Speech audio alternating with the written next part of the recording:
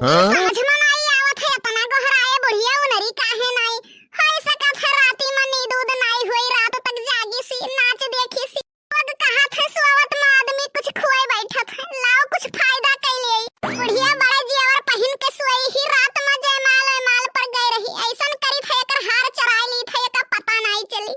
रात में हमरे बूढ़ा के तबीयत खराब हो गया रहा रात भर सोए नहीं पाई है उठा दी खाना वाना खाई के दवाई खाई लिए रात भर सोए नहीं पाई नहीं तो इनके तबीयत और बिगड़ जाई तो हम बर्बाद हो जाबे हमारे सासू अम्मा के तबीयत खराब हो जात है तो हमसे देख नहीं जात भल से दिन भर बर के हे रहा थी लेकिन कहूं मन बरत हो जात ही तो जैसे लागत है कि घर में केहू है ये नहीं है अब सोई ही मन बरत ही जान परत जैसे घर में एक ठो चिड़ै कौवा नहीं बोलत है